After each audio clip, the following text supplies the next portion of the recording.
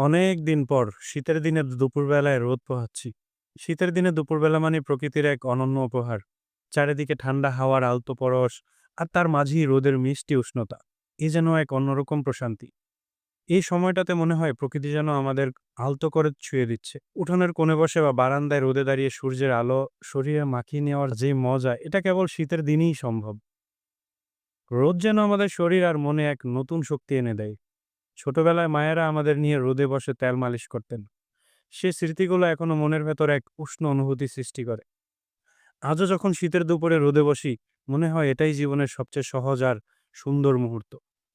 ঠান্ডা বাতাসের সঙ্গে রোদের উষ্ণতা মিশে এক অদ্ভুত ভালো লাগা কাজ করে। যদি সময় পান একটু নিজের জন্য দিন। শীতের দিনে রোদে বসুন।